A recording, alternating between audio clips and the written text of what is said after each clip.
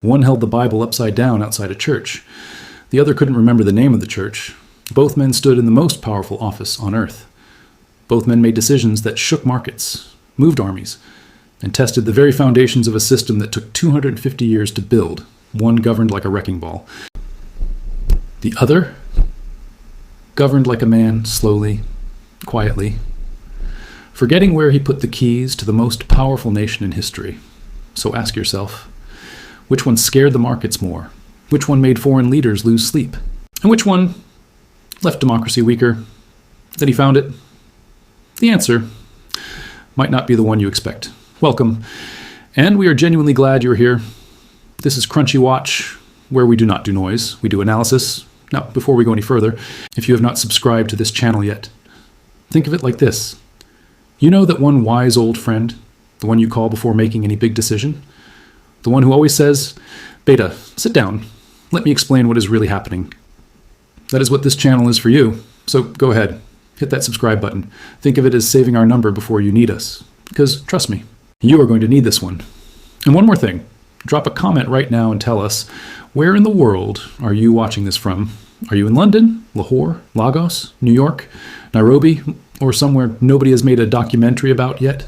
Tell us below, because this conversation belongs to all of you. Now, let us begin. Democracy does not die in darkness overnight.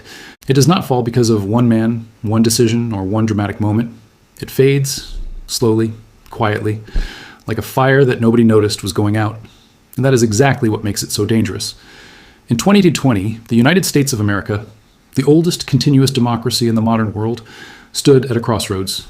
Two men, two visions, two completely different definitions of what leadership was supposed to look like. One was loud, disruptive, unpredictable.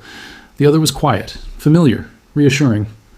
But here's the question that serious analysts, economists, and business strategists began asking behind closed doors. Which one actually did more damage? Not to a political party, not to a campaign, but to the system itself.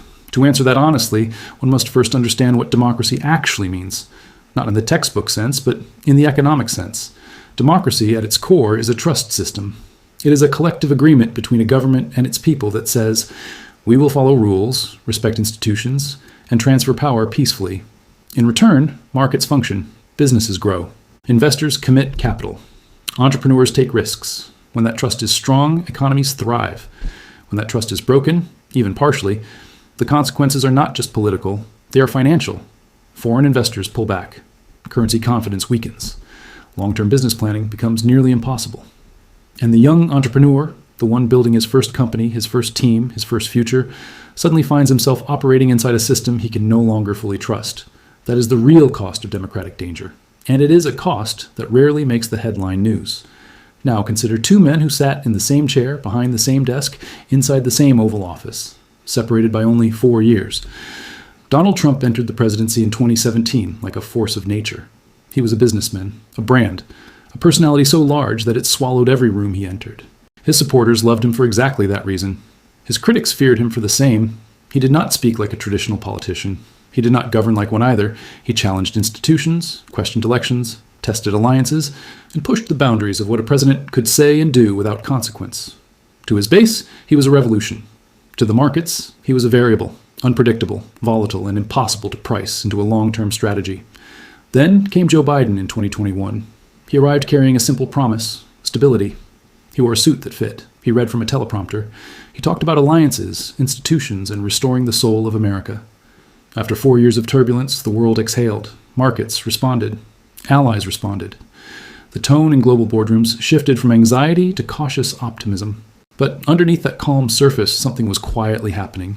Inflation was rising, border policy was fracturing, decision-making was slowing, and the man at the center of it all, the man the world had trusted to restore order, was himself becoming a question mark. Not because of scandal, not because of disruption, but because of something far more unsettling. Silence, hesitation, absence. And so the world found itself in a strange position. On one side, a president who made too much noise. On the other, a president who made too little. One disrupted democracy loudly, the other weakened it quietly. And for the business community, for the entrepreneur sitting in Karachi, Lagos, or London trying to build something real inside a world shaped by American decisions, both outcomes carried a price. The only question was, which price was higher? That is the analysis this documentary intends to deliver. Not a political opinion, not a partisan argument, but a strategic economic warning for every serious decision maker watching right now, because the health of democracy is not a political preference. It is a business fundamental, and the sooner the business community understands that, the better prepared they will be. There's an old saying in the world of finance: markets can handle bad news. What they cannot handle is uncertainty. Write that down, because it is the single most important sentence for understanding what the Trump presidency actually meant, not for politics, but for the global economic order. Imagine waking up every morning as a CEO, your company operates across 5 countries, your supply chain runs through 3 continents, your investors are watching every headline, and then, before your first coffee, you check your phone. And the President of the United States has already posted 12 statements before sunrise. Some are policy, some are personal attacks, some are threats to foreign governments, and some nobody in his own cabinet can fully explain. That was the operating environment of the Trump presidency. And for the global business community, it was not exciting. It was exhausting. Now here is what the mainstream conversation always gets wrong. Most people judge Trump's presidency through a political lens: immigration, culture wars, personality, tweets. But serious analysts, the ones managing billion-dollar portfolios, advising multinational corporations, and modeling long-term economic risk, they were not watching the tweets. They were watching something far more important. They were watching the institutions. Institutions are the invisible architecture of a functioning democracy. They are the courts, the regulatory bodies, the electoral commissions, the free press, the peaceful transfer of power. They are not exciting. Nobody makes a documentary about the functioning of the Federal Election Commission on a Tuesday afternoon. But they are the foundation. And foundations only make the news when they start to crack. Under the Trump administration, that foundation was tested, systematically, repeatedly, and very publicly. He questioned the independence of the judiciary. He challenged the credibility of the free press, calling it the enemy of the people. He pressured foreign governments for domestic political advantage. He withdrew from multilateral agreements that had taken decades of diplomacy to build. And then, on January 6, 2021, something happened that no analyst, no economist, no historian of modern democracy had genuinely expected to model into their forecast. A sitting president of the United States refused to accept the result of a democratic election, and a crowd stormed the Capitol. Now strip away the emotion for a moment, remove the politics entirely, and look at that event through the cold, clear lens of institutional economics.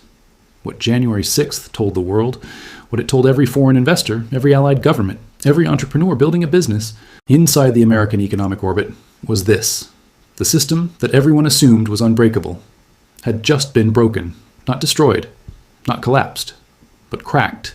And in economics, a crack in the foundation does not have to bring the building down to change the value of every floor inside it.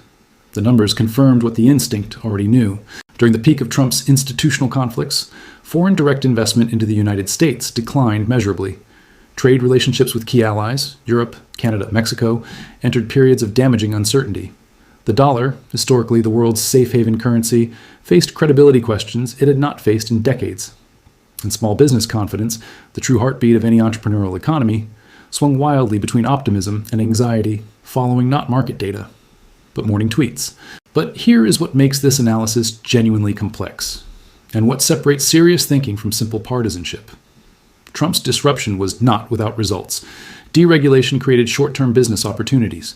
The pre-pandemic economy produced real job numbers. His confrontational trade posture forced conversations about China that the world had been avoiding for years.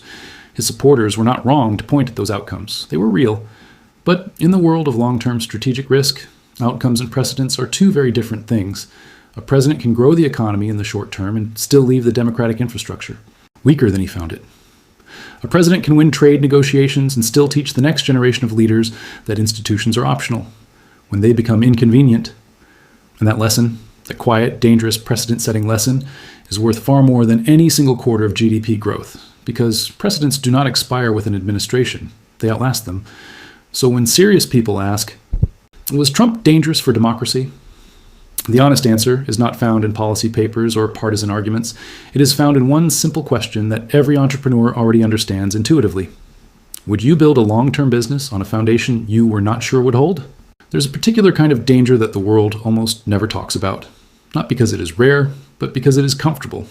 It does not arrive with sirens. It does not announce itself on social media at 3 a.m, It does not storm buildings or challenge election results or dominate every headline on the planet. It arrives quietly. It sits down slowly. It smiles reassuringly. And then, very gradually, it starts to forget where it put the keys. This is the story of Joe Biden's presidency, and it is perhaps the most economically important story that the business world has still not fully processed. When Biden entered the White House in January 2021, the world did not just welcome a new president, it exhaled. 4 years of institutional stress, market volatility, and daily political unpredictability had left global decision-makers genuinely exhausted. And here was a man, calm, familiar, experienced, who promised something that felt almost radical after everything the world had just witnessed. He promised normalcy, and for a brief, golden moment, it worked.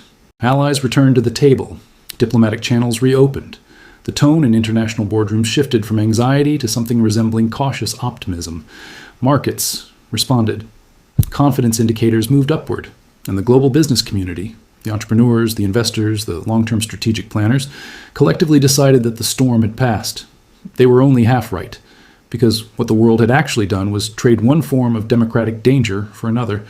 Trump's danger was loud. It announced itself. It could be tracked, modeled, and, to some extent, anticipated. A disruptive president creates volatility, and volatility, as any experienced trader will tell you, can be hedged against. Biden's danger was something far more difficult to protect against. It was the danger of false security, the danger of a system that looked stable while quietly losing structural integrity from the inside. And in economics, in business, in any complex operating environment, false security is not a comfort. It is a liability. Consider the inflation crisis of 2021 and 2022. This was not a minor economic inconvenience. This was the most severe inflation event the United States had experienced in over 40 years. Everyday Americans felt it at the grocery store, at the gas station, in their rent payments, in their retirement savings. Small business owners, the backbone of the entrepreneurial economy, watched their operating costs climb faster than their revenue could possibly follow. And the administration's initial response was not swift, decisive economic leadership. It was hesitation. It was reassurance that the problem was transitory. It was a delay in acknowledgement that cost ordinary people billions of dollars in purchasing power they will never fully recover. Now consider the southern border. Regardless of where one stands politically on immigration policy, the economic reality is simple and measurable. A border without a functioning management system creates labor market distortions, resource allocation pressures on local governments, and a regulatory uncertainty that directly impacts business planning in border states and beyond. The Biden administration inherited a problem. That is fair to acknowledge. But it also deepened that problem. Through a combination of policy reversal, legislative failure, and a communication strategy so inconsistent that even allies struggled to follow it. But of all the economic and institutional concerns surrounding the Biden presidency, none carried more long-term strategic weight than the question that the entire world was asking by 2023, and that almost nobody inside Washington was willing to answer honestly. Was the president fully in command? This is not a cruel question. It is not a political attack. It is the most fundamental question that any system of governance must be able to answer with absolute clarity. Because democracy does not just require good intentions. It requires visible, functional leadership. It requires a decision maker who can walk into a room, read the situation, process the variables, and act with speed, precision, and authority. When global leaders began meeting Biden and returning to their capitals with private concerns, they would only share behind closed doors. Well, that was not gossip. That was intelligence. When America's closest allies began quietly modeling scenarios that assumed a leadership vacuum at the center of the world's most powerful democracy, that was not disloyalty. That was risk management. And when the American voter, when poll after poll after poll, expressed deep, sustained concern about the cognitive fitness of their sitting president, that was not a political preference. That was a democratic system sending a signal that its leadership infrastructure was under stress. And here is the brutal economic truth that the business community must confront.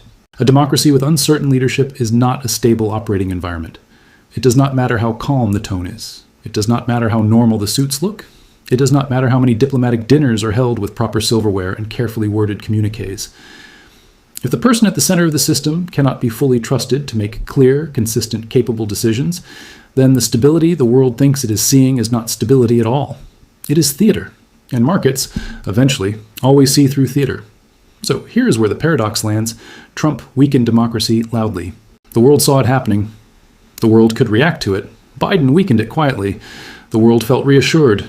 And reassurance, when it is not earned, does not protect you from the consequences. It just delays them. And delayed consequences in economics, in business, and governance do not disappear. There's a moment in every serious business that every entrepreneur eventually faces. It does not happen in a boardroom. It does not happen in a strategy meeting.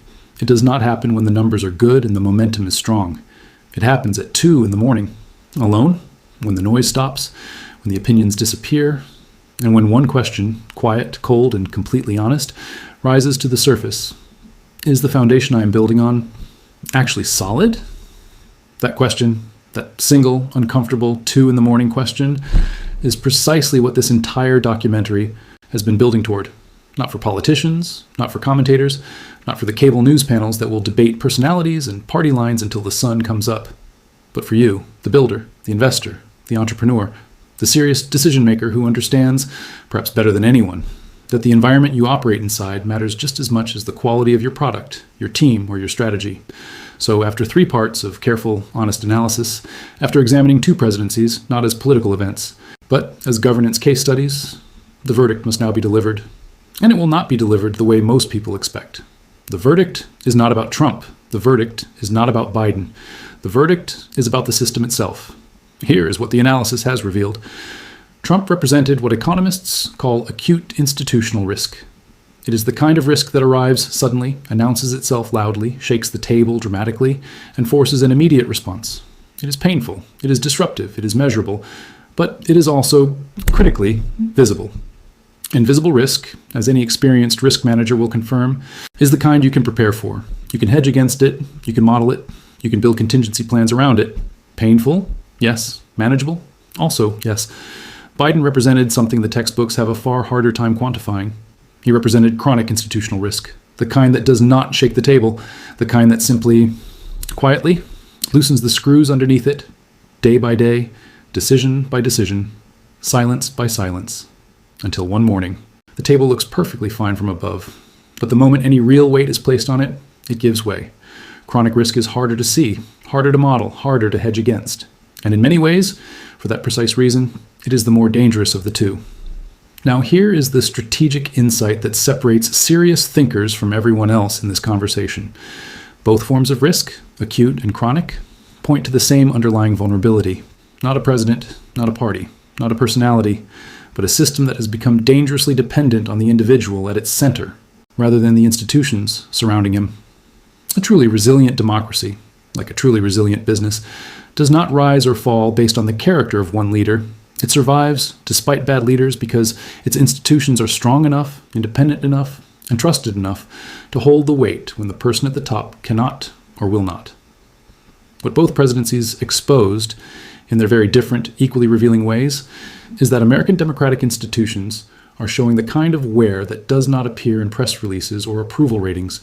It appears in the slow erosion of public trust, and the declining confidence of first-generation entrepreneurs who are quietly beginning to ask whether America is still the safest place to plant a long-term flag.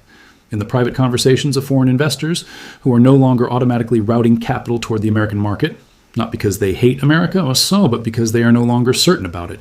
And certainty, in business, is not a luxury, it is the product. So what does this mean for the entrepreneur watching right now?